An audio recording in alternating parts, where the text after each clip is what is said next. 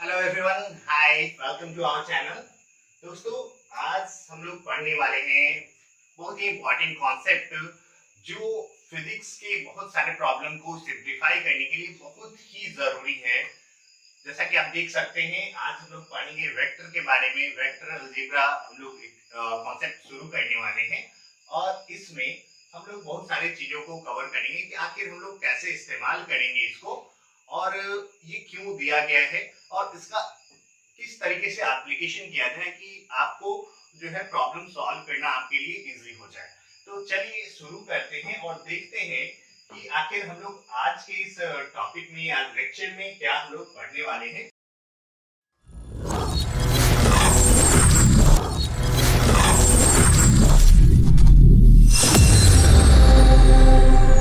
तो देखिए, हम लोग बेसिकली पढ़ने वाले हैं वेक्टर और स्केलर के बारे में, फिर हम लोग पढ़ेंगे एडिशन ऑफ वेक्टर के बारे में और उसके बाद हम लोग पढ़ने वाले हैं कुछ इंपॉर्टेंट कॉन्सेप्ट्स रिगार्डिंग जो भी हमारे टॉपिक है उससे रिलेटेड, और उसके बाद हम लोग न्यूमेरिकल प्रॉब्लम जो है वो सॉल्व करने वाले हैं।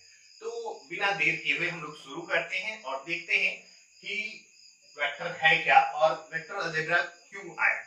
ठीक है, तो आप अगर देखिएगा तो हम लोग को एक अलग से पढ़ना रहता है वेक्टर अलजेब्रा। ठीक है, वेक्टर अलजेब्रा क्या होता है, आपने अभी तक जो भी क्वांटिटी डील किया है, ज्यादातर जो क्वांटिटी आपने देखा था उस समय एक बहुत ही इंपॉर्टेंट चीज था जिसका आपने ध्यान नहीं दिया, या फिर वैसे चीजें थी ही नहीं आपके पास ज्यादातर समय जिसमें डायरेक्शन को ध्यान देने की जरूरत हो। ठीक है, तो आइए हम लोग देखते हैं कि आखिर वेक्टर होता क्या है और इसको हम लोग कैसे समझेंगे और उसका जो वेक्टर अलजेब्रा है उसका इस्तेमाल हम लोग कैसे करने वाले हैं। तो सबसे पहले हम लोग फिजिकल जो क्वांटिटी है उनके डायरेक्शन के बेसिस पे हम लोग दो टाइप में क्लासिफाई करते हैं। एक होता है वेक्टर और दूसरा होता है स्केलर। वेक्टर उसको कहते हैं वैसी क्वांटिटीज जिनके साथ क्या होता है, उसमें डायरेक्शन, उसको अगर आप कंप्लीटली एक्सप्रेस करना चाहें, उसको बताना चाहें, उसके इफेक्ट को आप अगर समझना चाहें तो आपको उसके डायरेक्शन की जरूरत होगी। तो वैसे क्वांटिटीज को हम लोग कहते हैं वेक्टर। ठीक है, वैसी क्वांटिटीज जिनको कंप्लीटली एक्सप्रेस करने के लिए या जिसके इफेक्ट को डिस्क्राइब करने के लिए हम लोग को चाहिए होता है क्या, उसके मैग्नीट्यूड के साथ साथ उसके डायरेक्शन की भी जरूरत होती है, उसको हम लोग कहते हैं वेक्टर क्वांटिटी। और वैसी क्वांटिटी जिसमें हम लोग को केवल मैग्नीट्यूड बताने से काम चल जाता है, वैसे क्वांटिटीज को हम लोग कहते हैं स्केलर क्वांटिटी। चलिए आइए हम लोग देखते हैं कि हमारे पास वेक्टर स्केलर क्या है। तो होने ये वाला है कि इस पूरे टॉपिक को पढ़ने के बाद आपको क्या क्या समझ में आएगा ये हम लोग देख लेते हैं। तो इसके पहले हम लोग कुछ एग्जांपल देखते हैं और फिर हम लोग इसमें डिफरेंस क्रिएट करने का प्रयास करेंगे, उसको समझने का प्रयास करेंगे। तो देखिए, फिजिकल क्वांटिटी जो भी हैं उनको एक वेक्टर क्वांटिटी में डिवाइड किया जाता है, दूसरा है स्केलर क्वांटिटी। क्लासिफिकेशन बहुत सारे तरीके से किया जाता है, जिनमें से एक क्लासिफिकेशन ये है। ठीक है, उनके डायरेक्शन है या नहीं है उसकी बेसिस पे हम लोग क्लासिफाई कर रहे हैं। कुछ एग्जांपल अगर आप देखें तो हमारे पास वेक्टर क्वांटिटीज जो है वो कौन कौन से हैं। तो एक है displacement, velocity, acceleration, momentum, torque, electric field, और भी बहुत सारे आपको आगे जैसे जैसे आप पढ़ोगे वैसे वैसे मिलेंगे। और स्केलर क्वांटिटी जो है उसका एग्जांपल है distance, mass, time, temperature, speed, energy, electric current, है ना। ये सब कुछ क्वांटिटीज हैं जो स्केलर क्वांटिटीज में आती हैं। तो देखिए, पढ़ाई कैसे करना है, सबसे पहला ये है कि अगर हम लोग पढ़ रहे हैं, है ना, और आप एक अच्छे लेवल की तैयारी चाहते हो, तो सबसे पहला चीज जो आपको करना है, एक बार आपको पूरे सिलेबस को थ्रू आउट उसके बेसिक्स को पढ़ना चाहिए और जो बेसिक प्रॉब्लम है उसको सॉल्व करना चाहिए। और दूसरे जो है बार जब आप रिवाइज करें तब एक स्टैंडर्ड प्रॉब्लम को आप लें, क्योंकि जब भी आप हायर लेवल के एग्जाम को क्रैक करने जाते हो तो वहां पे जो है एक कॉन्सेप्ट कभी भी सेपरेटली नहीं पूछा जाता, वहां पे बहुत सारे कॉन्सेप्ट को मिक्स करके पूछा जाता है क्वेश्चन में। ज्यादातर समय ऐसा होता है, तो इसलिए ये जरूरी है कि आप चैप्टर वाइज ना पढ़ के पहले एक बार आप क्या करो, मतलब चैप्टर वाइज आप, कई बार होता है ऐसा कि बच्चे क्या करते हैं कि वो लोग इस चैप्टर को शुरू किया और उन्होंने पिछले जो ईयर में पूछा गया है क्वेश्चन साथ ही साथ सॉल्व करना शुरू कर देते हैं। तो एक मेंटली टेंशन, एक प्रेशर आ जाता है आप पे, क्योंकि आपने बहुत सारी क्वांटिटीज ऐसी हैं जिनके बारे में आपने नाम भी नहीं सुना होता है और उसको आपको सॉल्व करने को मिल जाता है जैसे ही आप स्टार्ट करते हो वैसे। तो मैं हम लोग जो है इस सिलेबस में क्या करने वाले हैं, तो हम लोग पहले एक बार धीरे धीरे सिलेबस को क्या करेंगे, कवर करेंगे, उसके बेसिक्स को कवर करेंगे। आप हर एक क्वांटिटी को समझ जाओ, है ना, बेसिक्स प्रॉब्लम को समझ जाओ और उसके बाद हम लोग जो है जो प्रीवियस ईयर के क्वेश्चन है उसको हम लोग डील करने वाले हैं। तो बस यही है हमारा प्लान। तो जो पूरा सिलेबस ये लेक्चर होने वाला है इस लेवल तक होने वाला है कि अगर आप आईआईटी नीट जैसे एग्जाम्स को भी अगर क्रैक करना चाहते हो तो उसके लिए आपको पहले इसमें हम लोग जो है बेसिक्स को कवर करने वाले हैं और उसके बाद हम लोग जाएंगे हायर लेवल के क्लासेस जो भी है स्टैंडर्ड क्वेश्चन है उस पर चलेंगे। तो आपको देखिए मैं हमेशा ये बोलना चाहूंगा कि आपको करना ये है कि सबसे पहले आपको बेसिक्स पे डील करना है ना, आपको पहले से प्रेशर नहीं लेना है। बेहतर ये है कि आप एक बार अच्छे से समझ लो चीजों को और उसके बाद अपना हाथ आजमाओ कि चलो हम लोग अब स्टैंडर्ड लेवल के प्रॉब्लम को सॉल्व करते हैं। आप जैसे ही शुरुआत से लेवल अपना सोचोगे कि मैं नीट का प्रॉब्लम सॉल्व करने लगूं या आईआईटी का प्रॉब्लम सॉल्व करने लगूं तो ये आपके लिए समस्या उत्पन्न कर सकता है। आपका जो एक कॉन्फिडेंस है वो उसके लेवल को कम कर सकता है। तो बेहतर यही है कि आप छोटे छोटे प्रॉब्लम से शुरू करें और उसके बाद ही आप आगे बढ़ें। तो देखिए हम कुछ डेफिनेशन जो है मैं छोड़ दे रहा हूँ क्योंकि मैं नहीं समझता कि लगभग जो भी एक स्टैंडर्ड लेवल की तैयारी जो लोग करते हैं वो लोग के पास जो भी हेल्प बुक रहता है, जो टेक्स्ट बुक रहता है उसमें डेफिनेशंस आपको इजीली मिल जाएंगे। तो मैं नहीं समझता कि इसकी जरूरत है, आप खुद से देख लीजिएगा और इतना आप कर सकते हो। ठीक है, तो हम लोग फिलहाल सीधे क्या करने वाले हैं, एग्जाम्पल देखने वाले हैं ताकि थोड़ा सा हमारा जो है सिलेबस फास्ट चल पाए, है ना। इससे आपको मजा भी आएगा अगर तेज चलेगा तो, और स्लो हो जाएगा तो थोड़ा सा एक मजा नहीं आएगा। तो चलिए देखते हैं हम लोग फिलहाल क्या देख रहे हैं कि हमारे पास जो फिजिकल क्वांटिटीज है उनको हमने दो भाग में डिवाइड किया है, एक है वेक्टर क्वांटिटी, दूसरा है स्केलर। अभी मैंने बताया कि वेक्टर क्वांटिटीज ऐसी क्वांटिटीज हैं जिनको कंप्लीटली एक्सप्रेस करने के लिए, उसके इफेक्ट को अंडरस्टैंड करने के लिए, उसके इफेक्ट को कैलकुलेट करने के लिए क्या चीज की जरूरत होती है, उसके मैग्नीट्यूड और उसकी डायरेक्शन दोनों की जरूरत होती है ना। तो उसको कह लेंगे हम लोग वेक्टर क्वांटिटी। एग्जांपल आप देख रहे हो, जैसे जैसे आगे बढ़ेंगे ये आपको धीरे धीरे याद हो जाएगा कि कौन कौन सा एग्जांपल है। ठीक है, स्केलर क्वांटिटीज वैसी हैं जिनको हम लोग केवल मैग्नीट्यूड से एक्सप्रेस कर सकते हैं।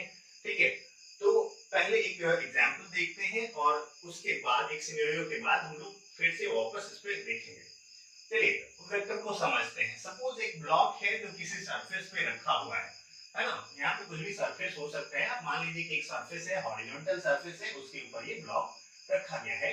अब मैंने ये बोला सबसे इजी जो आपको दिखता है वो दिखता है क्या, आपको इजीली दिखेगा फोर्स, है ना। जो वेक्टर क्वांटिटी है फोर्स वो आपको इजीली दिख जाएगा और उससे समझा जा सकता है। तो सपोज मैंने ये बोला कि फोर्स का आप जानते होंगे कि फोर्स का यूनिट जो होता है वो होता है क्या, न्यूटन होता है। तो न्यूटन में हम लोग मापते हैं। तो मान लीजिए कि मैंने ये बोला कि इस पे क्या किया जा रहा है, 10 न्यूटन का फोर्स अप्लाई किया जा रहा है। ठीक है, कितना न्यूटन का, 10 न्यूटन का फोर्स अप्लाई किया जा रहा है। तो अब बताइए कि क्या होगा इसके साथ, है ना। आपको क्या किया गया है, सिर्फ इतना बोला गया है कि इस ब्लॉक पे 10 न्यूटन का एक फोर्स अप्लाई किया गया है। आप बताओ कि क्या होगा इसके साथ, इसमें क्या इफेक्ट उत्पन्न होगा इसमें। ठीक है, ये आपको देखना है। तो देखिएगा क्या कि आप तुरंत ये समझ जाइएगा कि ये पॉसिबल नहीं है कि किसी चीज पे फोर्स लग रहा है तो उसमें क्या इफेक्ट प्रोड्यूस होगा ये बताना। एक चीज और मैं बता दूं कि ये जो सरफेस है कहीं पे और कोई फोर्स लगने वाला नहीं, मतलब स्मूथ सरफेस है। ठीक है, तो होगा क्या, आप तुरंत ही जान पाइएगा कि अगर मैं ये बता दूं कि इसमें 10 न्यूटन फोर्स अगर इस साइड से लग रहा है तो आप क्लियरली बता सकते हैं कि ये बॉडी जो है, ये ब्लॉक है, ये इधर की ओर जाएगा। और अगर यही फोर्स अगर इधर से लगने लगे, यहाँ से ना लग के इधर से लगे, तो ये फिर इधर की ओर आएगा। यहाँ से लगाएंगे तो ये इधर की ओर जाएगा और यहाँ से लगाएंगे तो ये अपवर्ड मूवमेंट करेगा। ठीक है, तो हो क्या रहा है कि आप देख पा रहे हो क्या कि जब तक आप इसका डायरेक्शन नहीं बताओगे, केवल अगर आप वैल्यू बता रहे हो तब तक हम लोग इसके साथ क्या होने वाला है, इसका रिजल्ट क्या होगा, ये हम लोग एक्सप्रेस नहीं कर सकते हैं। ठीक है, तो इसीलिए इस टाइप का जो भी क्वांटिटी होगा इसको क्या कहते हैं हम लोग, वेक्टर क्वांटिटी कहते हैं। ठीक है, तो ऐसी क्वांटिटी जिसमें मैग्नीट्यूड, जिसको एक्सप्रेस करने के लिए मैग्नीट्यूड और डायरेक्शन दोनों की जरूरत होती है, उसको हम लोग कहते हैं वेक्टर क्वांटिटी। ठीक है, तो आई थिंक आपको समझ में आ गया होगा कि वेक्टर क्यों जरूरी है उसमें डायरेक्शन को मेंशन करना। लेकिन आप देखोगे जैसे हम लोग करते क्या है, टाइम टाइम अगर आप बोलते हो कि 1 घंटा हुआ है, तो आप कभी भी डायरेक्शन मेंशन नहीं करते हो, हम लोग को जरूरत ही नहीं पड़ती है ना। कभी आपने ऐसा महसूस नहीं किया होगा कि हमको टाइम के साथ डायरेक्शन बताने की जरूरत है उसको समझने के लिए, है ना। तो वैसी क्वांटिटी जिसमें डायरेक्शन मेंशन करने की जरूरत नहीं होती है उसको हम लोग कहते हैं स्केलर क्वांटिटी, या वैसी क्वांटिटी जिसमें डायरेक्शन नहीं होती है ना। Quantity which does not have direction, या ऐसे डिफाइन करें, a quantity which have magnitude only is called a scalar quantity. सब एग्जांपल जो आप देख चुके हैं, पहले आप देख चुके हैं। देखिए एक कॉन्सेप्ट और आएगा आपको जब आप ध्यान दोगे, तो क्या आएगा कि देखिएगा क्या कुछ ऐसी भी क्वांटिटीज हैं जिसमें डायरेक्शन है फिर भी वो वेक्टर की कैटेगरी में नहीं रखी जाती है। जैसे एक एग्जांपल आप ले लीजिए, तो इलेक्ट्रिक करंट ऐसा है जिसके पास डायरेक्शन भी होता है। जब भी आप करंट कैलकुलेट किए होंगे अभी 10th क्लास में या कभी भी पहले, तो आपने जरूर ये नोटिस किया होगा कि आपको करंट के साथ क्या होगा, उसके डायरेक्शन को भी बताना जरूरी होता है, उसका वैल्यू तो आप बताते ही हो। ठीक है, तो आपको क्या करना है, लेकिन आप देख सकते हो यहाँ पे कि इलेक्ट्रिक करंट को किस कैटेगरी में रखा गया है, स्केलर क्वांटिटी में। इसका मतलब ये है कि हमने जो अभी डेफिनेशन दिया है कि एक ऐसी क्वांटिटी जिसके पास क्या होता है, मैग्नीट्यूड हो और डायरेक्शन हो, उसको वेक्टर क्वांटिटी कहते हैं। तो ये अभी भी पूरा कंप्लीट नहीं है। ठीक है, तो इसको हम लोग फर्दर आगे चल के इसको डिफाइन करने वाले हैं। एक कॉन्सेप्ट होता है वेक्टर एडिशन का, जिसको हम लोग कहते हैं triangle law of vector addition या parallelogram law of vector addition. तो फर्दर इस जो डेफिनेशन है वेक्टर के डेफिनेशन को और बेहतर बनाने के लिए उसमें ये ऐड किया गया है कि वैसी क्वांटिटीज जिसके पास मैग्नीट्यूड हो, डायरेक्शन हो और जो triangle law of vector addition को फॉलो करता हो, उसको हम लोग क्या कहते हैं, वेक्टर क्वांटिटी कहते हैं, है ना। वैसी क्वांटिटीज जो क्या करती हैं, जिसमें मैग्नीट्यूड हो, डायरेक्शन हो और जो triangle law of vector addition को फॉलो करता हो, उसको हम लोग कहते हैं वेक्टर क्वांटिटी। चलिए, तो हम लोग करने क्या वाले हैं, हम लोग का जो अल्टीमेट एम है, देखिए हमारा जो लेक्चर है धीरे धीरे बढ़ रहा है किधर की ओर, हम लोग वेक्टर एडिशन की ओर धीरे धीरे बढ़ रहे हैं। ठीक है, और देखिए हम लोग वेक्टर अलजेब्रा में क्या करते हैं, वेक्टर अलजेब्रा क्या है, एक अलग डेफिनेशन, एक कॉन्सेप्ट है, एक पूरा वेक्टर को कैसे डील करना है। हम लोग वेक्टर अलजेब्रा में क्या करते हैं, वेक्टर को डील करते हैं, वेक्टर को कैसे ऐड, सब्ट्रैक्ट, मल्टीप्लाई ये सब करते हैं, ये हम लोग पढ़ते हैं। वेक्टर जो होता है उसको हम लोग अभी तक जो मैथमेटिकल कॉन्सेप्ट पढ़े हैं उसके अकॉर्डिंग हम लोग ऐड या सब्ट्रैक्ट नहीं कर सकते। तो इसीलिए हम लोग कर क्या रहे हैं कि हम लोग वेक्टर अलजेब्रा में पढ़ रहे हैं कि आखिर जब वेक्टर बहुत सारे हमारे पास होंगे तो हम लोग उसको ऐड, सब्ट्रैक्ट, मल्टीप्लाई ये सब कैसे कैसे करेंगे। तो इस वाले लेक्चर में जो है हमारा जो मेन फोकस होने वाला है वो होने वाला है वेक्टर एडिशन पे।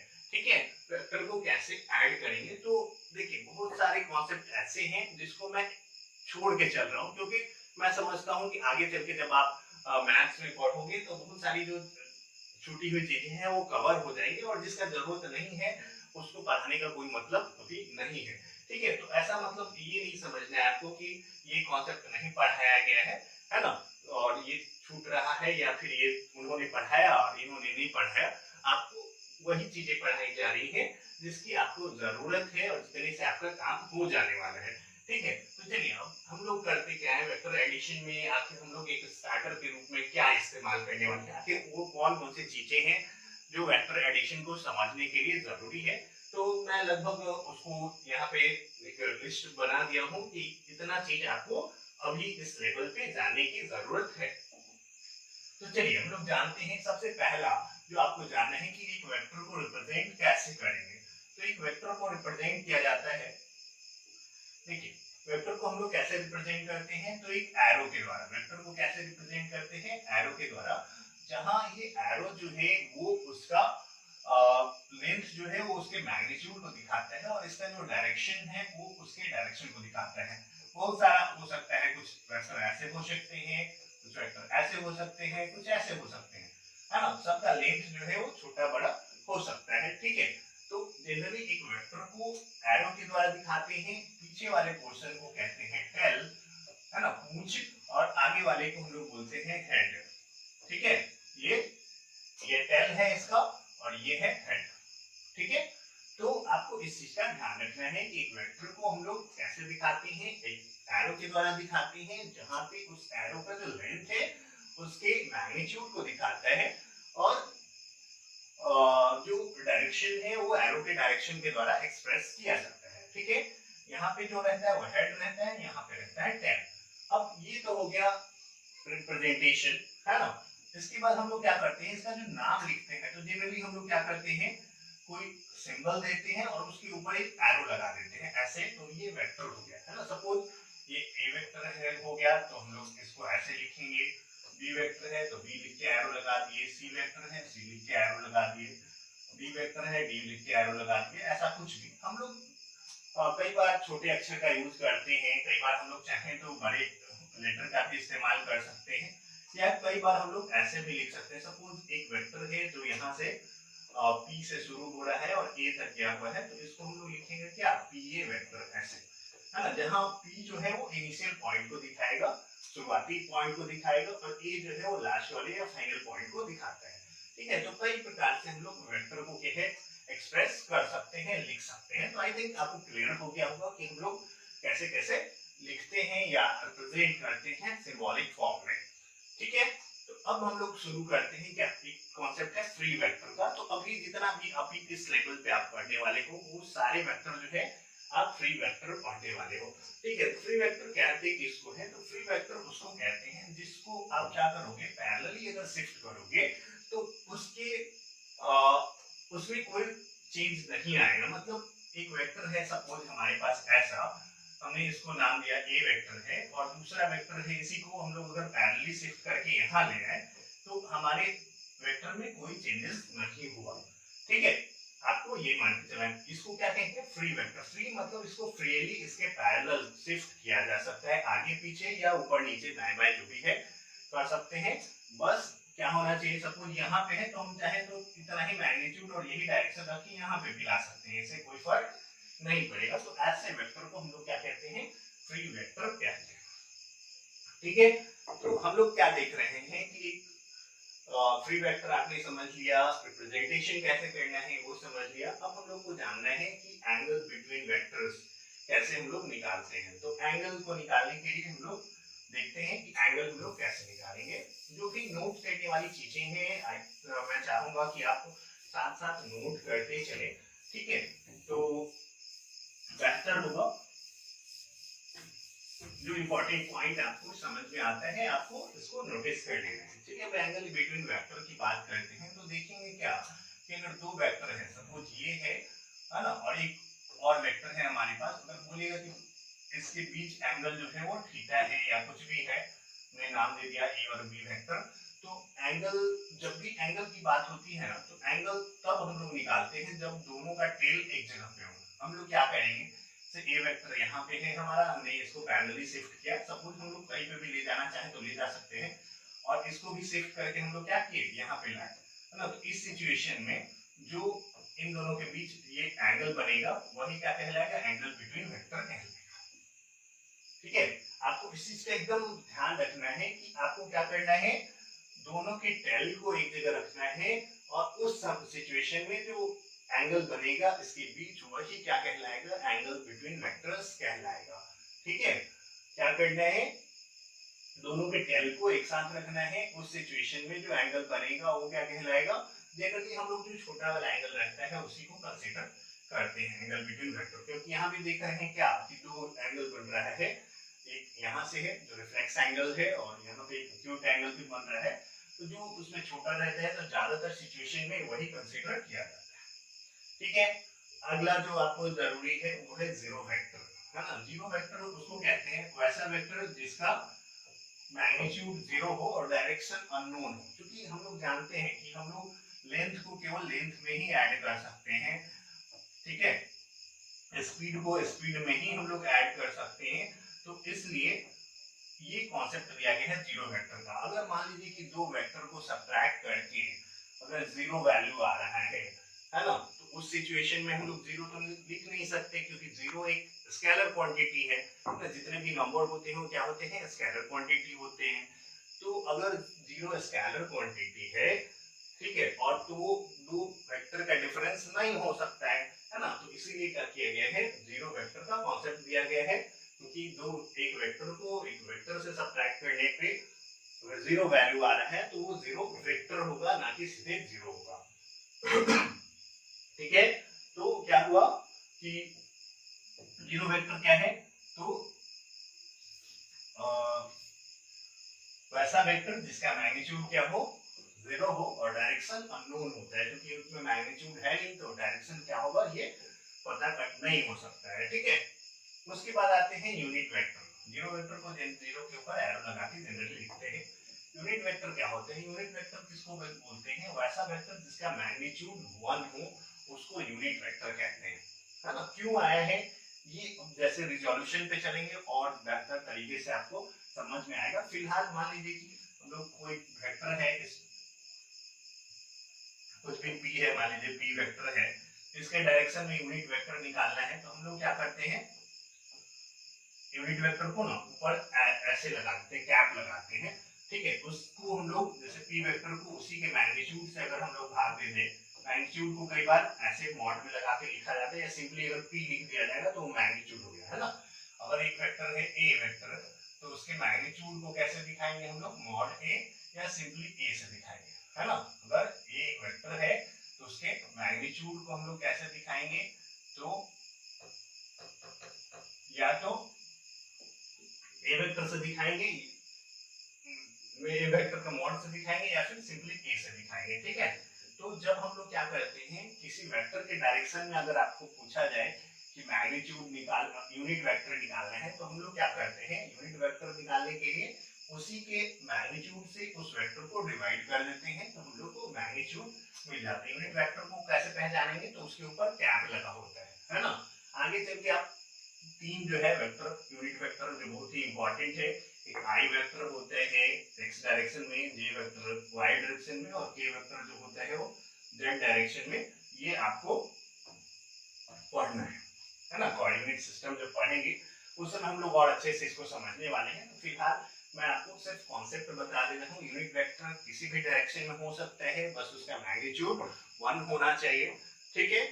अगर कोई वेक्टर दिया हुआ है, उसके डायरेक्शन में बोला जाए कि यूनिट वेक्टर निकालिए, तो हम लोग क्या करते हैं, उसी के मैग्नीट्यूड से उस वेक्टर को डिवाइड कर देते हैं, तो हम लोग को उसके डायरेक्शन में यूनिट वेक्टर मिल जाता है। तो देखिए यूनिट वेक्टर का जो कॉन्सेप्ट आया है, आगे चल के आप देखिएगा क्या, कि अगर हम लोग किसी भी वेक्टर को मल्टीप्लाई करेंगे किसी स्केलर से, ठीक है, हम लोग क्या करेंगे, एक स्केलर से मल्टीप्लाई करेंगे। सपोज मैं इसको थोड़ा अरेंज करके अच्छे से मैं बता रहा हूँ आपको। तो अगर हम लोग करेंगे क्या, एक वेक्टर को एक स्केलर से मल्टीप्लाई करते हैं, तो हमारे पास क्या क्या सिचुएशंस आते हैं वो हम लोग एक बार देख लेते हैं। कुछ ऐसे कॉन्सेप्ट्स हैं जो जरूरी हैं अभी, तो मैं उसको साथ में उसका इंट्रोडक्शन जो है कराते चलूंगा, ताकि आप अच्छे से चीजों को समझ पाओ। सपोज हमारे पास एक वेक्टर है, हमने फिर से नाम दिया ए वेक्टर, और इसको अगर हमने 2 से मल्टीप्लाई कर दिया, 2a वेक्टर, तो 2 एक क्या है, पॉजिटिव नंबर है, तो हम लोग को क्या होगा, इसी वेक्टर का जो है मैग्नीट्यूड मतलब लेंथ जो है डबल हो जाएगा, डायरेक्शन जो है वो सेम रहेगा, ठीक है। अगर वो हम लोग -3a वेक्टर कर दें, तो माइनस कर देंगे तो क्या हो जाएगा, इसका जो डायरेक्शन है जस्ट रिवर्स हो जाएगा, और लेंथ जो है वो 3 टाइम्स हो जाएगा इसका, ठीक है। तो इस टाइप से होता है। तो एक वेक्टर को जब हम लोग स्केलर से मल्टीप्लाई करते हैं, तो क्या होता है, उसका मैग्नीट्यूड है उतने टाइम्स इंक्रीज या डिक्रीज कर जाएगा। डिक्रीज करने का मतलब उसका डायरेक्शन अपोजिट हो जाएगा, और मैग्नीट्यूड मतलब उसका लेंथ जो है उतने टाइम्स हो जाएगा, है ना। जैसे 2 टाइम्स यहाँ पे हो गया लेंथ, यहाँ पे 3 टाइम्स हो गया, और अगर नेगेटिव है, सॉरी यहाँ पे माइनस होगा, -3 से मल्टीप्लाई करेंगे तो क्या हो जाएगा, ये जो है -3 से अगर मल्टीप्लाई करेंगे तो इसका डायरेक्शन जो है वो रिवर्स हो जाएगा, है ना। तो इस चीज का भी आपको ध्यान देना है। तो देखिएगा क्या, मान लीजिए कि एक यूनिट वेक्टर है, कितना बड़ा है ना, आई कैप है, तो अगर हम लोग डायरेक्शन में कोई भी लेंथ का किसी भी लेंथ का हम लोग वेक्टर बनाना चाहें तो हम लोग सिर्फ एक नंबर से इसको मल्टीप्लाई कर देंगे। जैसे हाफ 0.5 आई कैप अगर करेंगे हम लोग तो क्या हो जाएगा, एक छोटा सा इसका आधा जो है हम लोग को एक वेक्टर मिल जाएगा। 3 आई करेंगे तो क्या हो जाएगा, इसी डायरेक्शन में हम लोग को इसके ट्रिपल लेंथ का वेक्टर मिल जाएगा। तो एक यूनिट वेक्टर अगर किसी पर्टिकुलर डायरेक्शन में दिया गया है तो उस यूनिट वेक्टर में हम लोग किसी भी नंबर से मल्टीप्लाई करके, पॉजिटिव नंबर से मल्टीप्लाई करेंगे तो सेम डायरेक्शन में हम लोग किसी भी लेंथ का वेक्टर बना सकते हैं। और अगर माइनस नेगेटिव नंबर से मल्टीप्लाई करेंगे तो उसके जस्ट अपोजिट डायरेक्शन में किसी भी लेंथ का हम लोग वेक्टर बना सकते हैं। ठीक है, तो ये आपको ध्यान रखना है कि जब हम लोग मल्टीप्लाई करते हैं एक वेक्टर में एक स्केलर से तो क्या होता है, वेक्टर को वेक्टर से मल्टीप्लाई करते हैं, वो हम लोग वेक्टर के मल्टीप्लिकेशन में हम लोग देखने वाले हैं। चलिए अब आते हैं पोजीशन वेक्टर। पोजीशन वेक्टर क्या होता है, उतना ज्यादा अभी तो फिलहाल जरूरी नहीं है, लेकिन बहुत सारे थोड़े बहुत जो प्रॉब्लम है उसमें पोजीशन वेक्टर का कॉन्सेप्ट आ सकता है, इसलिए मैंने सोचा कि इस समय ही इंट्रोडक्शन करा देना बेहतर होगा। तो होता क्या है कि मान लीजिए कि हमारे पास क्या है, एक्स वाई प्लेन आपने लिया और किसी पॉइंट को यहाँ पे हमको क्या करना है, ये पॉइंट है, इसको अगर हम लोग ओरिजिन से ऐसे मिलाएंगे तो जो वेक्टर हमको मिलेगा, मतलब उसके पोजीशन को ओरिजिन से जो वेक्टर मिलाने पे जो वेक्टर मिलेगा उसी को हम लोग क्या कहते हैं, पोजीशन वेक्टर, है ना। सपोज ये O है और ये P है, तो OP जो है, OP वेक्टर क्या हुआ, यही जो हो गया ये पोजीशन वेक्टर हुआ ऑफ पॉइंट P।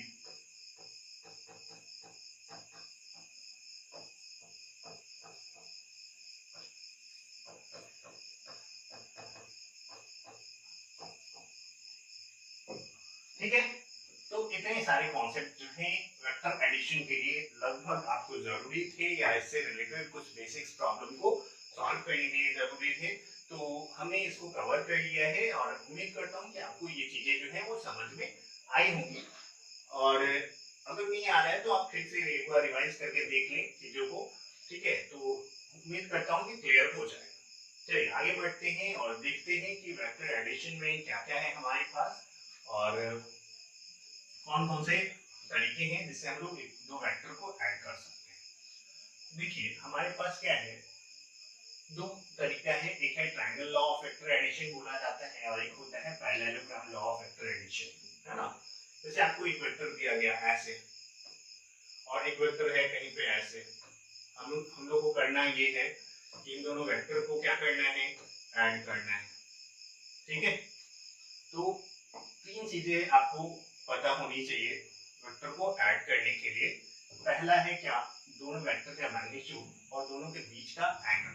ये दोनों चीजें जब पता रहेंगी तभी आप उसको ऐड कर सकते हो। ठीक है, क्या करना है, तीन चीजें आगे हम लोग डेराइव भी करने वाले हैं, अगले थोड़ी देर में हम लोग इससे रिजल्ट को डेराइव करेंगे।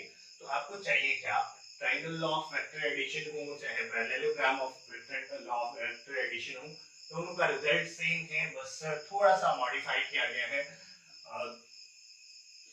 इसको एक्सप्रेस करने का तरीका जो है वो अलग है।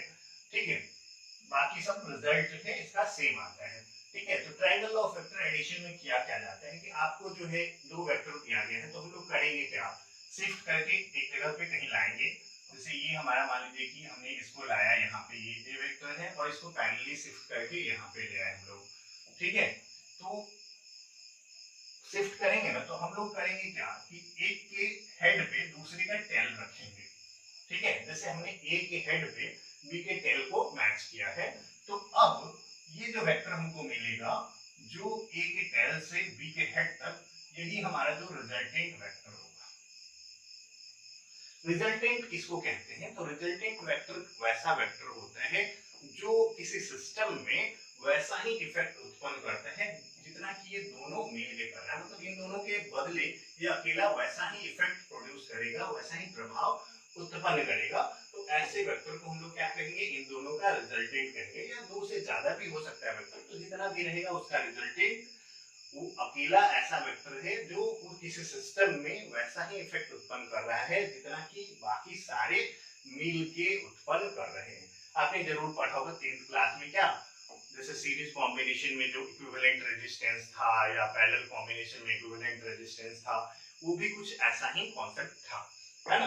तो दो या दो से अधिक वेक्टर को जब हम लोग इस रूल के अकॉर्डिंग जब ऐड करते हैं तो हमारा जो इनिशियल वेक्टर के टेल से फाइनल वेक्टर के हेड तक जो वेक्टर बनेगा उसको हम लोग क्या कहेंगे, जो उसको रिजल्टेंट वेक्टर कहेंगे। सपोज ऐसा होता कि हम लोग को एक और वेक्टर होता सी वेक्टर, तो अब क्या करते कि यहाँ पे उसके टेल को रखते, सी ऐसे कहीं पे दिया हुआ है तो हम लोग सी को ऐसे रखेंगे और अब जो होगा हमारा रिजल्टेंट कहाँ से कहाँ तक होगा, ये रिजल्टेंट वेक्टर होगा।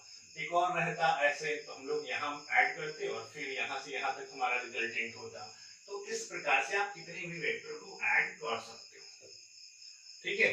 अगर वो सब मिलके एक साइकिल बना दे रहे हैं तो वेक्टर का सम क्या हो जाएगा, 0 हो जाएगा। सपोज यहाँ पे हम लोग एक और वेक्टर ऐड करते हैं ऐसे, है ना, तो ये एक ही डायरेक्शन में है, सब एक क्लोज एरिया बना दे रहा है तो इसका वेक्टर सम क्या हो जाएगा, 0 हो जाएगा, ठीक है। तो फिलहाल आपको हम लोग को क्या करना है, दो वेक्टर पे रिजल्ट को अप्लाई करना है और फिर हम लोग को देखना है कि हमारा आंसर क्या आता है, ठीक है। तो हमारे पास दो वेक्टर है, एक ए वेक्टर है, एक बी वेक्टर है और इसको हम लोग ऐसे ट्रायंगल लॉ में अगर देखा जाए तो हम लोग इस टाइप से अरेंज करेंगे तो ये हमारा रिजल्टेंट होगा। फिर से बता रहा हूँ क्या करना है आपको, एक के हेड पे दूसरे का टेल रखना है तो फिर इसके टेल से इसके हेड तक जो वेक्टर बनेगा वही हमारा क्या होगा, रिजल्टेंट होगा, ठीक है। इस वाले में सिचुएशन में देखा जाए, सपोज हम लोग को यही दोनों वेक्टर दिया हुआ है तो ये ए वेक्टर हुआ और यहाँ पे हम लोग बी वेक्टर को लाते हैं, है ना, ये एरो एक ऐसा रहेगा, दोनों के टेल को एक जगह पे रखते हैं, ठीक है। और फिर इन दोनों को साइड लेते हुए हम लोग एक पैरेललोग्राम फॉर्म करते हैं, है ना। तो ये पैरेललोग्राम आपको पता होगा कि सामने सामने वाला क्या होता है, साइड पैरेलल और इक्वल होता है। तो पैरेललोग्राम फॉर्म करेंगे तो ये जो वेक्टर होगा जो उसके डायगोनल को रिप्रेजेंट करेगा यहाँ से यहाँ तक, ठीक है, इसके ठीक बीच वाला, है ना। तो यही क्या होगा, इस सिचुएशन में क्या होगा, रिजल्टेंट होगा। अगर आप देखिएगा तो हम लोग अगर इसको पैरेलली शिफ्ट करें तो यहाँ पे बी आ जाएगा, तो अल्टीमेटली ये भी ट्रायंगल लॉ को ही रिप्रेजेंट करने का एक दूसरा तरीका है, तो कोई अलग नहीं है। तो अब देखिएगा दोनों का रिजल्ट जो आएगा वो सेम ही आने वाला है। तो हम लोग कोई भी एक लॉ यूज कर सकते हैं ये करने के लिए, ठीक है। क्या करना है आपको, आई थिंक आपको क्लियर हो गया होगा, बहुत ज्यादा डिस्कशन करने की अब मुझे जरूरत नहीं लगती। आपको क्या करना है, इस पैरेललोग्राम लॉ में दोनों के टेल को एक जगह रखना है, पैरेललोग्राम फॉर्म करना है, तो इस टाइप से जो डायगोनल बनेगा वो उसका रिजल्टेंट होगा। ट्रायंगल में आपने ऐसा triangle law of vector addition में देख लिया ऐसा। चलिए आगे बढ़ते हैं और देखते हैं कि हमारे पास आगे करना क्या है। हम लोग रिजल्ट को डिराइव करने का, जब दो वेक्टर को हम लोग ऐड कर रहे हैं तो हमारा जो अल्टीमेटली रिजल्टेंट होगा उसका ये तो पिक्टोरियल रिप्रेजेंटेशन था। अगर हम लोग उसको वैल्यू में अगर कन्वर्ट करना चाहें या वैल्यू में निकालना चाहें तो उस सिचुएशन में हम लोग क्या करेंगे ये हम लोग को देखना है, ठीक है। तो हम लोग को करना ये है कि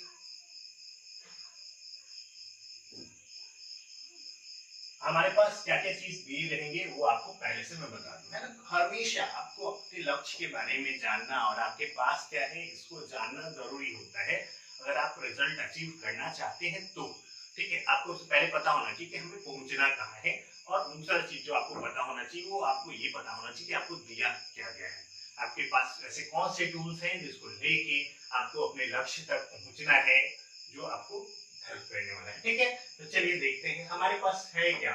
हमारे पास एक वेक्टर है, कुछ ऐसा है ए वेक्टर। जब भी ऐसा दिया हुआ है तो इसका मैग्नीट्यूड क्या होगा, मैग्नीट्यूड को हम लोग ऐसे लिखेंगे या फिर सिंपली ए से लिखेंगे, है ना। और एक वेक्टर और दिया गया है कुछ ऐसा बी वेक्टर है, ये दिया हुआ है, और हम लोग को ये दिया गया है कि दोनों के बीच का एंगल जो है वो थीटा है ना।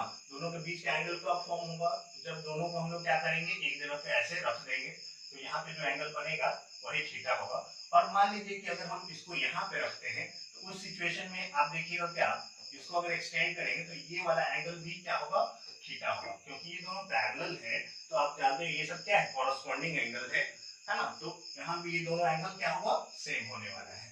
तो हम लोग फिलहाल आपको ये पता है कि दो वेक्टर हमारे पास दिए गए हैं और उनके बीच का एंगल जो है थीटा वो गिवन है। तो जो भी हम लोग रिजल्ट निकालेंगे हमारे रिजल्टेंट का, वो थीटा ए बी और थीटा के फॉर्म में ही होना चाहिए।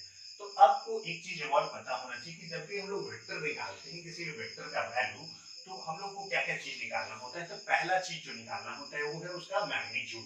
ठीक है, हम लोग को क्या निकालना है, मैग्नीट्यूड निकालना है। मैग्नीट्यूड मतलब उसका लेंथ, ठीक है, और डायरेक्शन मतलब वो किसी भी पर्टिकुलर एक रेफरेंस लाइन से कितना एंगल बना रहा है ना।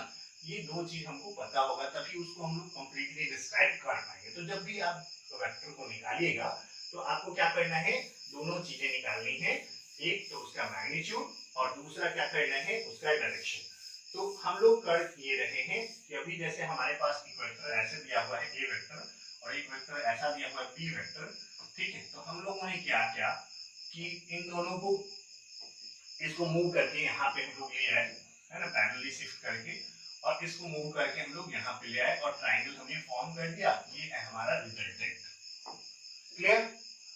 अभी ये सब लाइन जो डॉटेड लाइन है ये समझना है कि ये नहीं है। ठीक है, तो अब हमारे पास क्या है, एंगल बिटवीन वेक्टर कहाँ पे बनेगा, तो ये जो होगा वही क्या होगा, एंगल बिटवीन वेक्टर्स होगा। ठीक है, स्टेटमेंट यहाँ पे लिखा हुआ है, मैं बहुत ज्यादा इलेबोरेट नहीं करना चाहता, मैं ज्यादा एक्सप्लेन नहीं करना चाहूंगा, आप खुद से देख के लिख लीजिएगा। और मैं समझता हूँ कि अगर आप इंग्लिश मीडियम में पढ़ रहे हैं तो आप आराम से इतनी चीजें समझ पा रहे होंगे। ठीक है, तो अब हम लोग को करना ये है, हमारे पास क्या है, इसका लेंथ है a, इसका लेंथ है b, और इसका लेंथ हमको निकालना है, और ये कितना एंगल बना रहा है वो हम लोग को निकालना है। तो आप देखिएगा कि हम लोग फिलहाल ये हॉरिजॉन्टल है ना, तो हम लोग इस से ही हम लोग क्या करेंगे, इसका एंगल निकालेंगे। एक रेफरेंस जो हमारा वेक्टर है उसी से हम लोग ये कितना एंगल बना रहा है ये हम लोग निकाल लेते हैं। हालांकि और भी कॉन्सेप्ट हैं जो आगे और जाके क्लियर होंगे, फिलहाल आपको फिलहाल क्या करना है, इससे रिलेटेड कैलकुलेशन हम लोग करते हैं। तो देख रहे हैं क्या कि अब हम लोग क्या करेंगे कि इस लाइन को एक्सटेंड करेंगे। हमने नाम दे दिया ओ ए बी और सी, इसको हमने ओ ए को एक्सटेंड किया सी तक और बी से इस पे परपेंडिकुलर ड्रॉप कर दिया। ठीक है, इतना चीज आपको करना है। ठीक है, क्या है, let a and b are two vectors shown as shown in figure, the angle between them is theta, then we have to find the magnitude and the direction of the resulting vector, है ना। extend OA up to C and drop a perpendicular BC on it, है ना, ऐसा करना है। हम लोग सीधे कॉन्सेप्ट पे चलते हैं। ठीक है, मैं थोड़ा सा लिख दे रहा हूँ।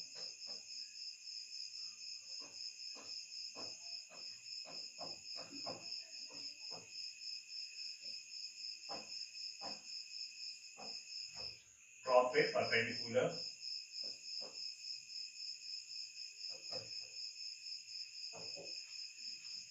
BC on it, है ना, ऐसा कुछ स्टेटमेंट लिख देंगे। हो गया क्या, आप नोटिस कर लीजिएगा। मैं इसको फिर इरेज करने वाला हूँ क्योंकि हमारे पास थोड़ा सा स्पेस कम है और मैं बहुत ज़्यादा इसको मूव करके कैलकुलेशन नहीं करना चाहता, क्योंकि एक बार सेटिंग खराब होने पे परेशानी होने लगती है इसको फिर मूव करने में। ठीक है, तो चलिए मैं आप कुछ ऐसा लिख देंगे और हम लोग कॉन्सेप्ट को समझते हैं और फिर मैं इसको इरेज करके यहाँ पे जो है मैथमेटिकल कैलकुलेशन जो है वो बता रहा हूँ आपको कि कैसे हम लोग सॉल्व करेंगे। ठीक है, तो देखिए हम लोग करेंगे क्या, हमको चाहिए आर का लेंथ। तो आप देख रहे होंगे कि यहाँ पे क्या हो रहा है, OCB जो है एक राइट ट्रायंगल बन रहा है। राइट ट्रायंगल मतलब ऐसा ट्रायंगल जिसका एक एंगल 90 डिग्री हो। तो हम लोग राइट ट्रायंगल में पाइथागोरस थ्योरम अप्लाई कर सकते हैं। पाइथागोरस थ्योरम क्या कहेगा, जो लॉन्गेस्ट साइड है ना, हाइपोटेन्यूज का स्क्वायर जो होता है वो बाकी दोनों साइड के स्क्वायर के सम के बराबर होता है ना। इस कॉन्सेप्ट का हम लोग यूज करेंगे, है ना, इसका लेंथ को निकालने में। ठीक है, तो अब प्रॉब्लम क्या है कि हमको OB का लेंथ चाहिए और उसके लिए OC का हम लोग का यूज करना है और BC का, लेकिन हमारे पास केवल OA का लेंथ गिवन है और OB का लेंथ भी गिवन है ना। OA का लेंथ है A, OB का लेंथ है B और एक एंगल दिया हुआ है। तो हम लोग पहले इस वाले ट्रायंगल में कुछ कॉन्सेप्ट यूज करेंगे, ट्रायंगोनोमेट्री का कॉन्सेप्ट यूज करने वाले हैं इसके BC के लेंथ को निकालने के लिए और AC के लेंथ को निकालने के लिए। ठीक है, चलिए तो मैं इसको इरेज कर रहा हूं और चलते हैं, हम लोग देखते हैं कि कैलकुलेशन जो हमारा मैथमेटिकल होगा वो कैसा होने वाला है। ठीक है, इन ट्राइंगल, छोटे वाले ट्राइंगल बीएसी की हम लोग बात करते हैं, है ना। आप इसमें लिख लो, राइट अगर लिख लोगे तो मच बेटर है। Right triangle BAC we have, क्या हो जाएगा, हम लोग को बीसी का वैल्यू निकालना है। तो अगर आप देखें इसका लेंथ हमको पता है बी है और ये है, तो इस एंगल के लिए परपेंडिकुलर हुआ और ये हाइपोटेन्यूज हुआ। परपेंडिकुलर और हाइपोटेन्यूज में कौन सा रिलेशन होता है, साइन थीटा का रिलेशन होता है। We have sine theta is equal to BC by AB और साइन थीटा इक्वल्स BC का हमारे पास वैल्यू निकालना है और AB का वैल्यू किसके बराबर है, B के बराबर है। ठीक है, तो हमारे पास यहाँ पे जो आया वो आया क्या, BC equals B sin theta.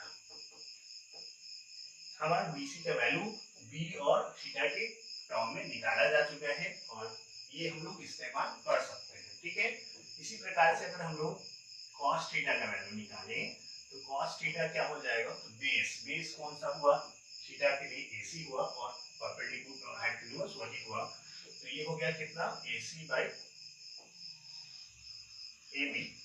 तो फिर से हम लोग वैल्यू अगर पुट कर दें तो AC जो आ जाएगा, AC इज इक्वल टू आ जाएगा क्या, B cos थीटा। हो चुका है। तो हम लोग को जो चाहिए था, AC और BC का वैल्यू चाहिए था, वो मिल चुका है।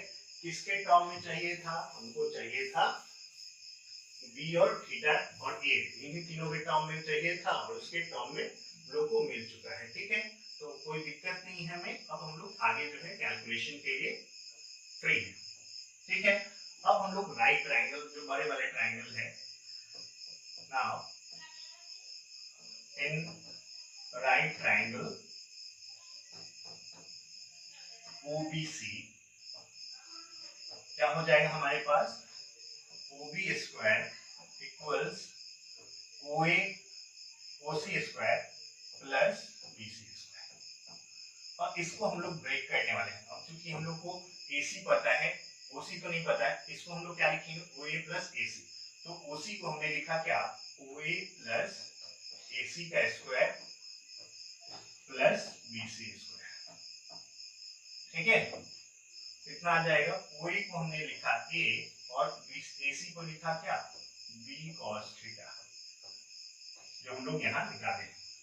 AC जो है वो क्या है, B cos थीटा है, तो इसका स्क्वायर करेंगे प्लस ये है B sin थीटा, BC का वैल्यू, इसका हमने स्क्वायर किया।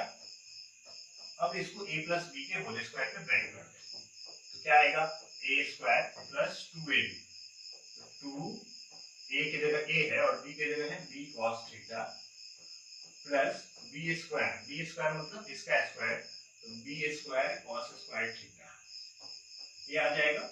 और BC का स्क्वायर यहाँ पे अगर करेंगे हम लोग इसका स्क्वायर, तो हमारे पास आ जाएगा क्या, B square sin square theta. ठीक है, अब हम लोग इसमें देख रहे हैं क्या, इन दोनों में B स्क्वायर कॉमन है, तो हम लोग वो कॉमन ले लेते हैं। मैं यहाँ पे लिख रहा हूँ, क्या आ जाएगा, A square plus 2AB cos theta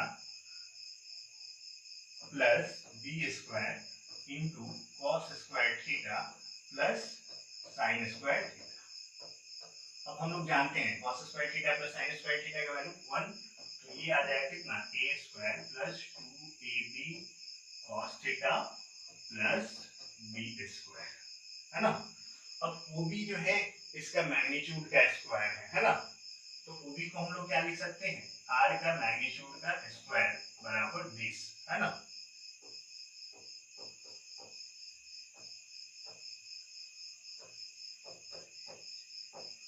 तो R का मैग्नीट्यूड जो है वो कितना हो जाएगा, स्क्वायर हटाएंगे तो रूट ओवर आ जाएगा, ये आ जाएगा क्या, A square plus 2AB cos theta plus B square.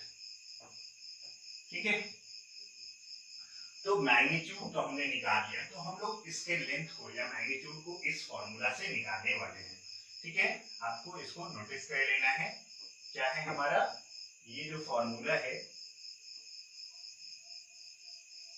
यही हमारा रिजल्टेंट के मैग्नीट्यूड को निकालने का फॉर्मूला है। बहुत इजी है, अगर आप थोड़ा सा ध्यान दे दें तो आराम से आप इसको निकाल सकते हो। हालांकि एक बार निकालने के बाद आपको ये याद होना चाहिए, क्योंकि आप हर बार इसको निकाल के फिर इसके वैल्यू को आप कैलकुलेशन में यूज करोगे नहीं, है ना। तो आप जब एक कंपटीशन लेवल पे रहते हो तो आपको ये सारी चीजें जो है वो डायरेक्टली याद होनी चाहिए ही चाहिए, कोई ऑप्शन नहीं है आपके पास। ठीक है, चलिए अब हम लोग को करना क्या है, हमने तो मैग्नीट्यूड निकाल लिया, अब हम लोग को करना है कि इसका हम लोग डायरेक्शन निकालते हैं। ठीक है, तो आप नोट कर लें, इतना जो भी है आप वीडियो को पॉज करके नोट कर सकते हैं और उसके बाद आगे लोग कैलकुलेशन करते हैं। इसको इरेज कर दिया जाए, नहीं एक नया स्लाइड में बना देता हूं, या फिर मैं देखता हूं स्पेशल कंडीशंस हैं तो इस पे हम लोग कर लेते हैं कैलकुलेशन, और या फिर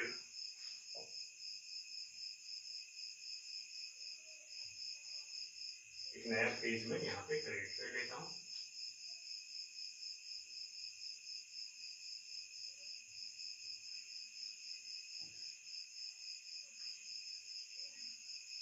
ठीक है, अब हम लोग को डायरेक्शन कैलकुलेट करना है। ठीक है, तो डायरेक्शन कैलकुलेट करने के लिए हम लोग करेंगे क्या, हमारा जो फिगर है कुछ ऐसा है, मैं रफली बना दे रहा हूँ।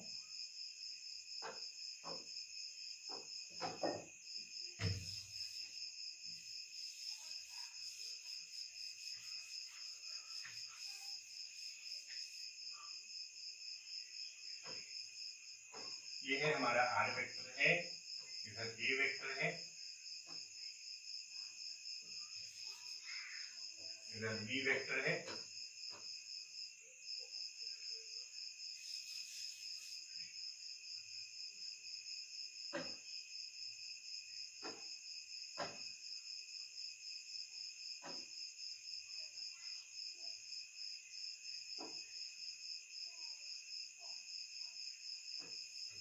ये है हमारा ए वेक्टर, ये बी वेक्टर है, और यहाँ से ये जो है हमारा आर वेक्टर है, हमने इस पे परपेंडिकुलर डाला हुआ है, ये है ओ ए बी और ये सी है, यहाँ पे हमारा आया है बी साइन थीटा, यहाँ पे एंगल थीटा है, और ये वाला जो है ये बी कॉस थीटा आया हुआ है ना। हम लोग को क्या करना है, अब मान लीजिए कि ये ए के साथ अल्फा एंगल बना रहा है, ठीक है, let the resulting vector makes an angle alpha with A, then ये एंगल बनाया अल्फा, तो हम लोग को अब इसको क्या करना है, ए बी और थीटा के रूप में एक्सप्रेस करना है। तो हम लोग देखेंगे क्या, अगर tan अल्फा का अगर हम लोग कैलकुलेशन करें तो ना tan अल्फा क्या होगा, ये परपेंडिकुलर होगा और ये बेस होगा, तो ये क्या हो जाएगा BC डिवाइड बाय OC, तो BC का जो वैल्यू आएगा वो आएगा b sin थीटा, और उसी को भी हमने a plus b cos theta लिखा है। ठीक है, तो हमारे पास क्या आ जाएगा, अल्फा इक्वल्स आ जाएगा, तो जब भी tan अल्फा है तो अल्फा का वैल्यू निकालना है, तो इसको हम लोग उस साइड भेजते हैं तो ये इनवर्स आ जाता है, तो अल्फा इक्वल्स क्या आ जाएगा, tan inverse b sin theta divide by a plus b cos theta. यही हमारा जो रिलेशन है क्या चीज निकालने के लिए, ये हमारा एंगल निकालने के लिए ये हमारा रिजल्ट आ गया। ठीक है, तो हम लोग मैग्नीट्यूड का जो फॉर्मूला देखे हैं वो क्या है, root under a square plus 2ab cos theta plus b square है, और अल्फा इक्वल्स क्या है, tan inverse b sin theta by a plus b cos theta. अगर आपको ये पता रहेगा, ये फिगर अगर दिमाग में है तो इजीली आप इसको लिख सकते हो। ठीक है, चलिए तो अब हम लोग करें क्या, ये तो रहा फॉर्मूला, ये भी डायरेक्टली आपको याद होना चाहिए। ठीक है, इस चीज का भी आपको ध्यान रखना है कि इस वाले जो डेरिवेशन में हमने जो एंगल निकाला है वो ए वेक्टर से इसका एंगल निकाला है ना, इस चीज को एकदम नोटिस करके चलना है। आपको अगर आप बी वेक्टर से एंगल लिखा रहता है ना, तो ए बी का जो जगह है वो बदल जाएगा, है ना। स्ट्रिक्टली आपको इसी को फॉलो करना है ना, जिससे एंगल आपने लिखा है उसको ए मानना है, जो दूसरा वाला है उसको बी मानना है कि नहीं। ऐसा नहीं कर सकते कि आप यहाँ पे अल्फा लिख दो और ये बी वेक्टर ले लो और वहां पे ए वेक्टर, तो फिर आपका कैलकुलेशन गलत हो जाएगा। दूसरा चीज जो आपको नोटिस करना है कि ये जो फॉर्मूला है केवल और केवल दो वेक्टर पे ही अप्लाई किया जा सकता है। दो से ज्यादा वेक्टर है तो वहां पे हम लोग इस फॉर्मूला अप्लाई नहीं कर सकते हैं, है ना। दो वेक्टर ही अप्लाई होना चाहिए, एक हॉरिजॉन्टल हो तो मच बेटर है, नहीं हो तभी हम लोग कर सकते हैं, लेकिन जो एंगल निकलेगा वो हमेशा एक वेक्टर से निकलेगा जिसको एक माना जाएगा, है ना। इस चीज को एकदम ध्यान रखना है। क्या करना है आपको, ये चीज ध्यान रखना है कि इसमें जो एंगल निकल के आ रहा है वो हमेशा ए वेक्टर से बन रहा है, और इस फॉर्मूला का अप्लाई हम लोग केवल दो वेक्टर के बीच में ही कर सकते हैं, दो से ज्यादा वेक्टर पे नहीं कर सकते हैं, है ना। तो इस चीज का ध्यान रखना। चलिए आगे बढ़ते हैं और कुछ स्पेशल कंडीशन को देख लेते हैं कि क्या क्या है। तो स्पेशल कंडीशन मैं मेंशन करूं उससे पहले मैं यहाँ पे बता दें, पहले हम लोग रिजल्टेंट का जो है मैग्नीट्यूड लिख लेते हैं। हमारे पास जो फॉर्मूला है वो है a square plus 2ab cos theta plus b square, ये हमारा फॉर्मूला रहा। और इसका जो एंगल है ये आता है tan inverse b sin theta divide by a plus b cos theta.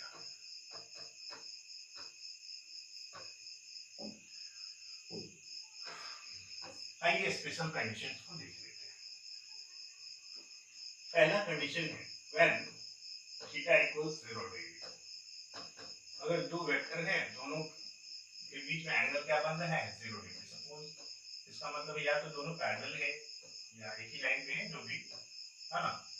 तो इस सिचुएशन में हम लोग क्या करेंगे, आर का वैल्यू हम लोग देखते हैं कि क्या आएगा। आर का जो मैग्नीट्यूड है वो हम लोग देखते हैं, तो क्या आएगा root over a square plus 2ab cos 0, है ना, क्योंकि दोनों भी 0 डिग्री बनेगा, प्लस b स्क्वायर, ये कितना आ जाएगा तो रूट अंडर cos 0 का वैल्यू होता है 1, a square plus 2ab plus b square, और ये है हमारे पास a प्लस b का होल स्क्वायर, और इसको जब स्क्वायर रूट से हम लोग बाहर निकालेंगे तो आ जाएगा क्या a प्लस b आ जाएगा, ठीक है। तो a प्लस बी मतलब सीधे अगर दोनों का वैल्यू क्या है, अगर दोनों एक ही लाइन में है तो हम लोग सीधे उसके मैग्नीट्यूड को ऐसे ऐड कर देते हैं, है ना। मैग्नीट्यूड क्या हो जाएगा, सिंपली ऐड हो जाएगा, है ना। तो इस चीज का ध्यान रखना है। जब आगे से हम लोग करेंगे क्या, दो वेक्टर एक ही डायरेक्शन में होगा तो हम लोग सिंपली ऐड कर देंगे। हम लोग को इतना दिमाग नहीं लगाना है कि हम लोग फॉर्मूला लगा के फिर कैलकुलेशन करके लाएंगे, हम लोग सीधे उसके मैग्नीट्यूड को ऐड कर देंगे। एंगल के बारे में भी देख लेते हैं। अल्फा इज इक्वल टू क्या हो जाएगा tan inverse b sin 0 divide by a plus b cos 0। तो आप जानते हैं कि sin 0 का वैल्यू कितना होता है, तो sin 0 का वैल्यू 0 होता है, तो ऊपर वाला पूरा 0 डिवाइड बाय सम नंबर तो 0, तो tan इनवर्स 0, तो tan इनवर्स 0 का मतलब क्या है, ये 0 आ जाएगा, है ना। देखते हैं tan 0 का वैल्यू क्या होता है 0, है ना। तो यहाँ पे tan इनवर्स 0 का वैल्यू, अगर जैसे आप मान लीजिए कि tan 45 का डिग्री होता है, tan 45 डिग्री क्या होता है 1 होता है, तो हम लोग क्या लिखेंगे tan इनवर्स 1, ये अगर उधर जाएगा तो इसका वैल्यू कितना आ जाएगा 45 डिग्री। इस टाइप से आप इनवर्स का समझ सकते हो कि कैसे कैलकुलेशन करते हैं, आपने थोड़ा बहुत पढ़ा होगा, है ना। तो जो भी डिग्री, जैसे कि 90 डिग्री sin 90 डिग्री का वैल्यू कितना 1, तो sin इनवर्स 1 का वैल्यू होगा 90 डिग्री, कुछ ऐसा आप कैलकुलेशन करोगे, है ना। तो क्या देख रहे हैं 0 डिग्री मतलब सेम ही डायरेक्शन होगा, है ना, ए के डायरेक्शन में ही a प्लस b का डायरेक्शन होगा, है ना। तो ये पहला कंडीशन था कि जब थीटा का वैल्यू क्या है 0 डिग्री है तो ऐसा आएगा। दूसरा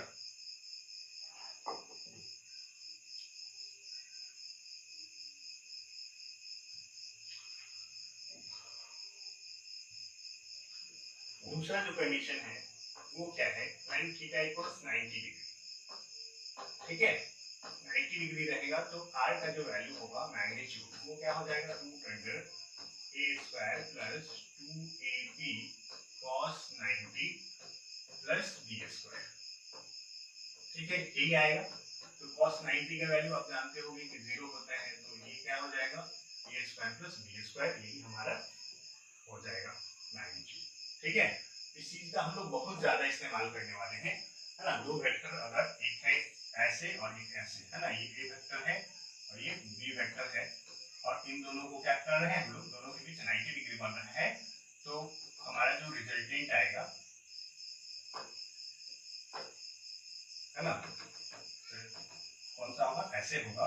इसका जो मैग्नीट्यूड होगा क्या होगा, आर का मैग्नीट्यूड जो हो जाएगा वो root under a square plus b square होगा, है ना। इस चीज का ध्यान रखना है आपको, लोग बहुत ज्यादा इस्तेमाल करने वाले हैं इसका, ठीक है। अगर एंगल की बात करें तो अल्फा इज इक्वल टू क्या होगा, tan inverse B sine 90 divide by A plus B cos 90, ठीक है। साइन 90 का वैल्यू कितना है हमारे पास, साइन 90 के वैल्यू होगा 1, तो यह आ जाएगा बी ए, और cos 90 के वैल्यू 0, तो यहाँ पे ये पूरा 0, तो tan inverse b by a, है ना। तो इसका एंगल इस फॉर्मूला से निकालेंगे, मतलब ये वाला जो एंगल होगा वो क्या होगा, tan inverse b by a से हमारा वैल्यू निकल जाएगा, ठीक है। तीसरा जो कंडीशन है उसमें है when थीटा इक्वल्स 180 डिग्री, ठीक है।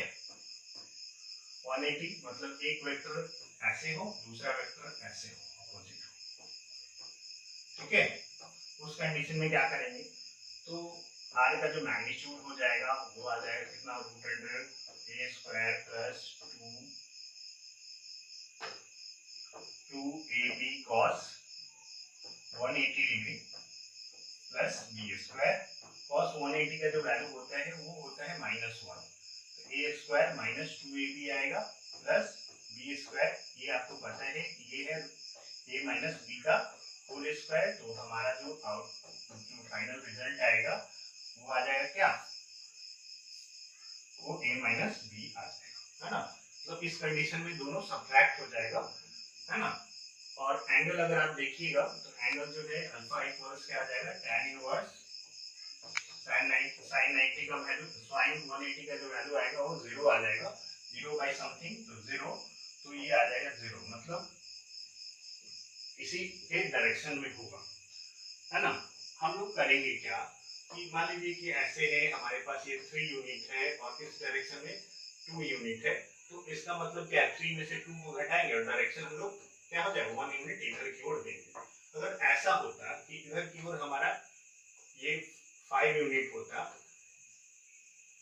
ठीक है, और इधर की ओर है 8 यूनिट, है ना, तो इस कंडीशन में जो इन दोनों को क्या करेंगे, तो 8 में से 5 को घटाएंगे और रिजल्टेंट को इधर का डायरेक्शन 3 यूनिट दे देंगे, है ना। तो इस चीज का आपको डायरेक्टली ध्यान रखना है कि अगर दोनों सेम डायरेक्शन में है तो सीधे मैग्नीट्यूड ऐड कर दीजिए, अगर अपोजिट डायरेक्शन में है तो जो बड़ा वाला है उसमें से छोटा वाले को घटाइए और बड़े वाले के डायरेक्शन दे दीजिए, है ना। और अगर दोनों 90 डिग्री बना रहा हो तो ये वाला फॉर्मूला यूज करना है, root under a square plus b square, और एंगल के लिए tan inverse b by a use करना है, ठीक है।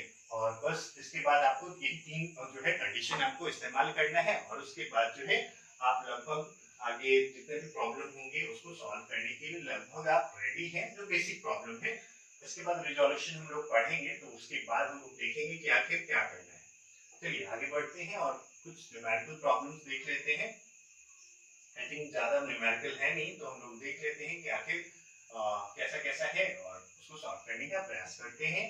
ज्यादातर अभी फिलहाल मैंने एनसी वर्मा सर का जो बुक है उसी से क्वेश्चन इंक्लूड किया है, और जैसे जैसे हमारा लेवल बढ़ते जाएगा या फिर जब हम लोग रिवीजन पे आएंगे, एक बार जब हम लोग कैलकुलेशन कर लेंगे और रिवीजन पे आएंगे, तो उस समय हमारा जो प्रॉब्लम का स्टैंडर्ड होगा वो थोड़ा हायर लेवल होगा, जो जेई या नीट का लेवल होता है उस लेवल पे हम लोग वर्क करने वाले हैं। तो फिलहाल मैं आपसे उम्मीद यही करूंगा कि आप या आपको सजेशन भी यही दूंगा कि आप इस लेवल पे प्रैक्टिस करें।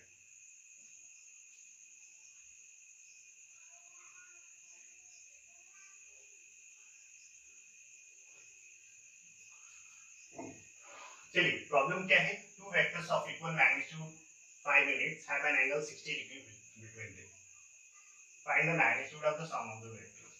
ये है हमारे पास दो है वेक्टर, दोनों के बीच क्या है 60 डिग्री एंगल बन रहा है, चलिए 60 डिग्री बना रहे हैं, दोनों का 5 यूनिट है मैग्नीट्यूड, पैरेललोग्राम हमने फॉर्म किया है, ठीक है, और ये जो होगा यही हमारा रिजल्टेंट होगा। सिंपली क्या करेंगे, सॉल्यूशन अगर मैं ज़्यादा डिटेल में जाऊँ तो लिखेंगे given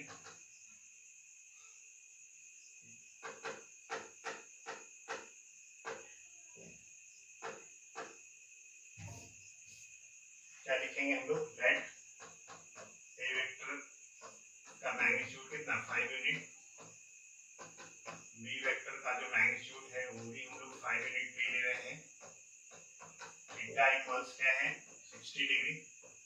so if R be the resultant,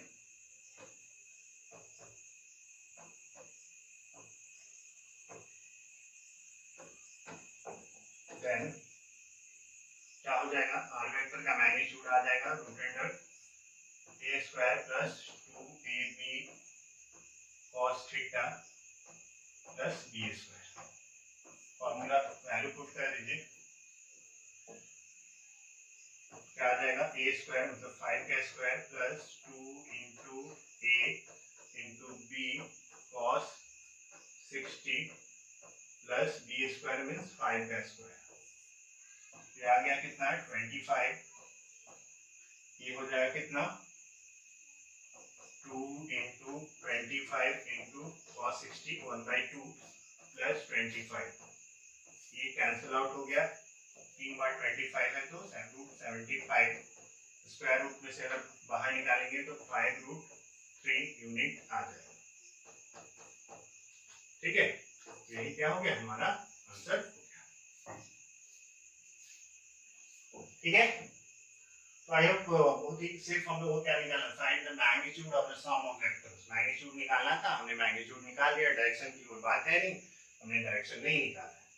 ठीक है, चलिए, a vector has component along x axis equal to 25 units, x axis के डायरेक्शन में एक वेक्टर का कंपोनेंट है 25 unit.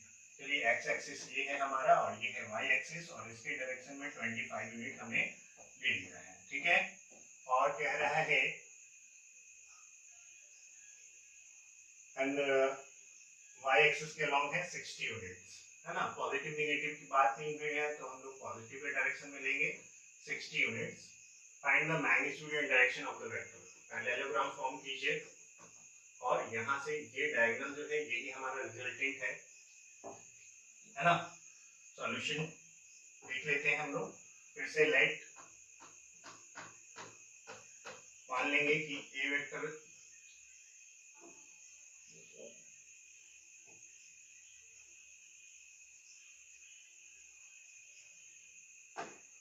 let R be the vector, then Rx का जो है Rx का वैल्यू,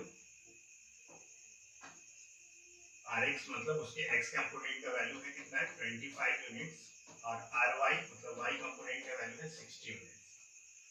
थीटा जो है आप देख रहे हैं कितना होगा 90 डिग्री होगा, तो R का मैग्नीट्यूड कितना हो जाएगा, तो 90 डिग्री रहता है तो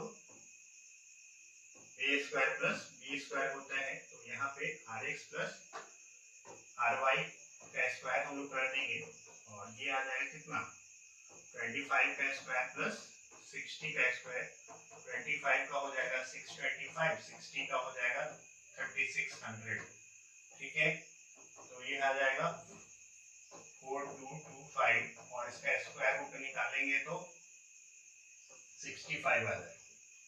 अब करके देख लीजिएगा यूनिट, है ना, क्योंकि मैं मैथ्स मुझे पता है कि मैथ्स में स्क्वायर कैसे निकाला जाता है, इसलिए बहुत सारे का मैं तुरंत ही निकाल सकता हूँ।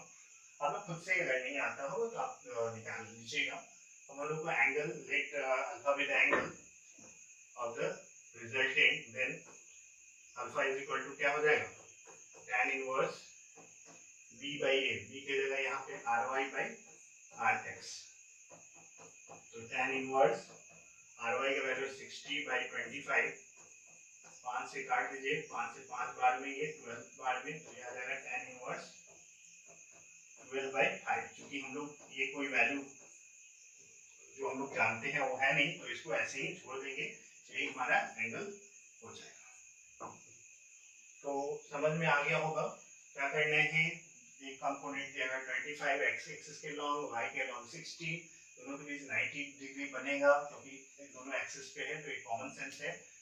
तो मैग्नीट्यूड वाला भी हमने कंडीशन पढ़ा है, a square plus b square जो 90 डिग्री बनता है, तो हमने डायरेक्ट वही यूज किया है। आप चाहो तो जनरल में 90 डिग्री भी रख के निकाल सकते हो, लेकिन आपको क्योंकि आप कंपटीशन लेवल पे अगर करना चाहते हो तो आपको करना ही पड़ेगा, एकदम ये सब याद होना ही चाहिए, ठीक है। तो ये प्रैक्टिस आपको करना पड़ेगा।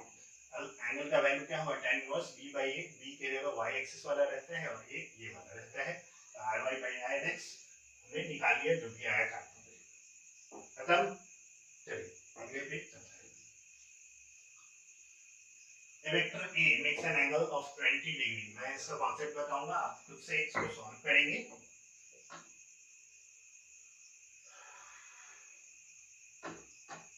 A vector A makes an angle of 20 degree and B makes an angle of 110 degree। एक वेक्टर है A और ये 20 डिग्री बना रहा है और B जो है वो बना रहा है 110 डिग्री, कुछ ऐसा।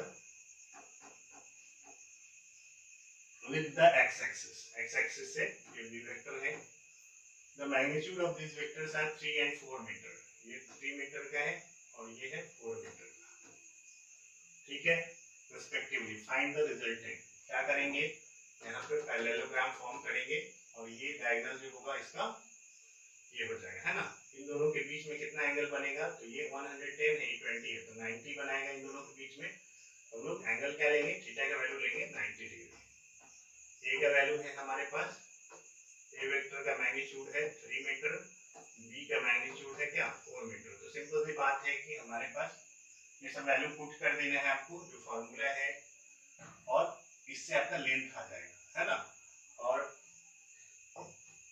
अल्फा अगर एंगल बना रहा है किसके साथ, इसके साथ, है ना। अल्फा का एंगल बना रहा है किसके साथ,